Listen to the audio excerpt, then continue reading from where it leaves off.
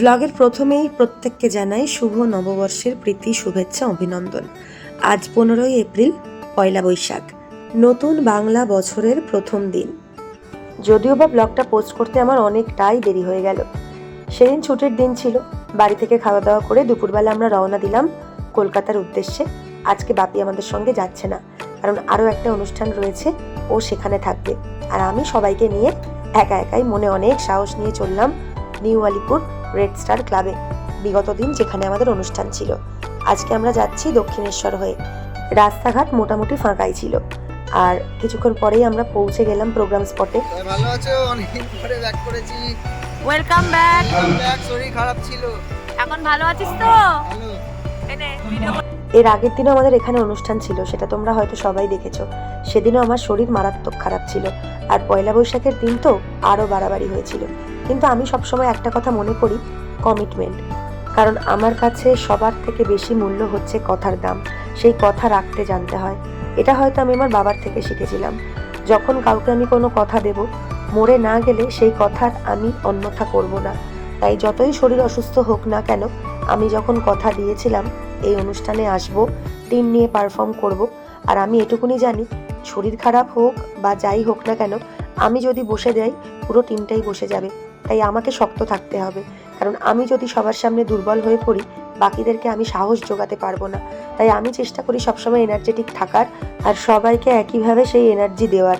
নিজে যদিও বা একটুখানি মাঝে মাঝে দমে যাই, কিন্তু আবার উঠে দাঁড়ানোর চেষ্টা করি।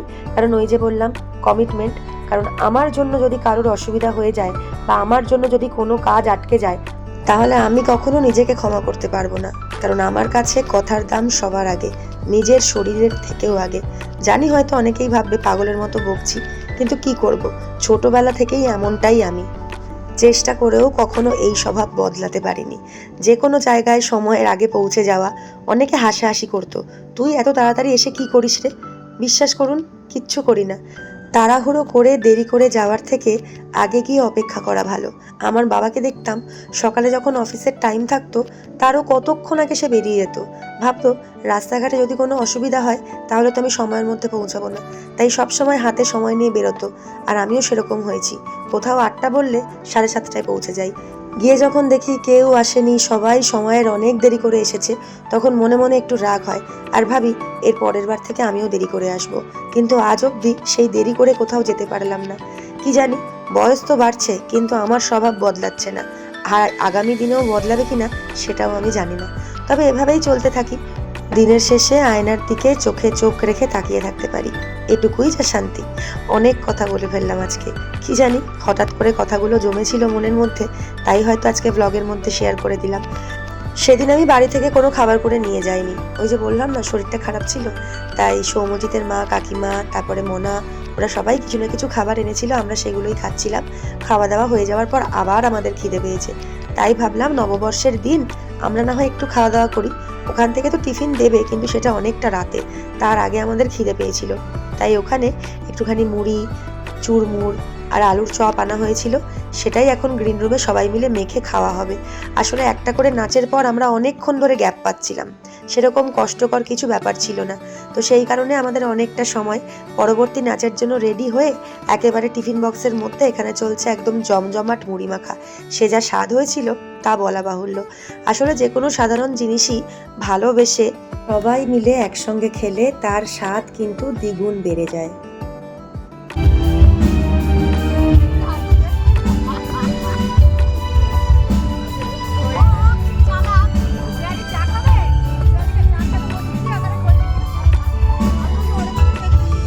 भोला भाला था सीधा साधा था मैं।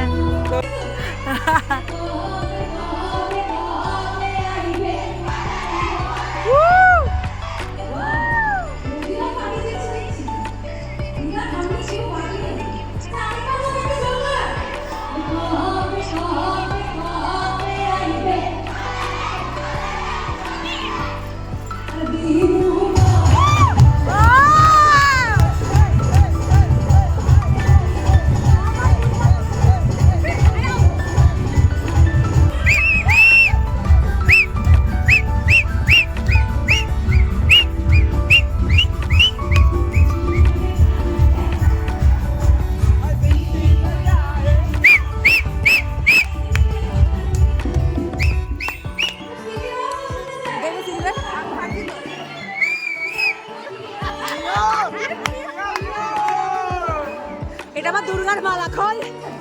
এরপর তো আবার সেই এক গল্প। আমাদের ব্যাক স্টেজে কি হয় সবটা তোমাদের সঙ্গে শেয়ার করি। এই যে আনন্দ মজা, এগুলোই থেকে যাবে সারা জীবন। কি হবে মানুষের সঙ্গে মান অভিমান মুখ কালাকালি করে? আজ আছি, কাল থাকবো না।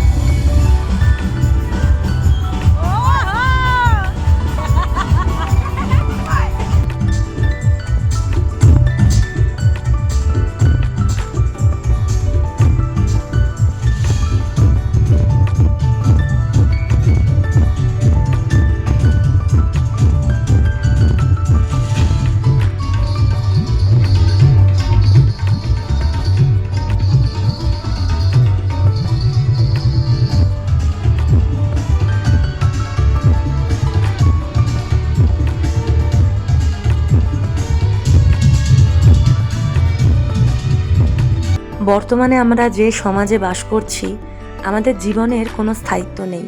এই আছি, কিছুক্ষণ পর থাকবো কি না তার গ্যারান্টি কেউ দিতে পারে না। তাই যতটুকু থাকি, যতক্ষণ থাকি, সেইটুকুনি সময়ই বেঁচে থাকার, বাকিটা কে বলতে পারে। আজকে আমার ভীষণ ভালো সময় যাচ্ছে মানে কাল যে ভালো যাবে তা কেউ বলতে পারে? তাই যে মুহূর্তটা আমরা বেঁচে আছি সেটাকেই বাঁচতে হবে। কালকের কথা না ভেবে যতটুকুনি বাঁচার আজকে বেছে নিতে হবে। কারণ মানুষের থাকা না থাকা, আমাদের সমাজের যে অবস্থা, সেটা বড্ড কঠিন সময়ের মধ্যে দিয়ে আমরা যাচ্ছি। মানুষে মানুষে ভেদাভেদ, ধর্ম, জাতি সব কিছু নিয়ে যে তোলপাড় হচ্ছে, সে মতো অবস্থায় আমাদের এই সমাজ খুব বেশি দিন আর মানুষের বাসযোগ্য থাকবে না। মানুষে মানুষে হিংসা হানাহানিতে ভরে যাচ্ছে। জানি না আমরা কবে এই সাংঘাতিক বিপর্যয় থেকে মুক্তি পাব। বিগত কয়েকটা ঘটনায় মনকে শান্ত করতে পারছি না কিছুতেই। চোখ বন্ধ করলেই একটা ভয় যেন গ্রাস করতে আসছে। ঈশ্বরের কাছে প্রার্থনা করি যেন খুব তাড়াতাড়ি এই পরিস্থিতি ঠিক হয়ে যায়। কারণ আমরা প্রাণ খুলে হেসে খেলে আনন্দের সঙ্গে বাঁচতে চাই, ভয় নিয়ে নয়। আজকের ব্লগটা এখানেই শেষ করছি। সবাই চেষ্টা করো ভালো থাকার এবং পাশের মানুষটাকে ভালো রাখার। হিংসা হানাহানি ভুলে ভালোবেসে সকলকে নিয়ে একসাথে বাঁচার। কারণ জীবন খুব সীমিত। क्या पता कल हो ना हो।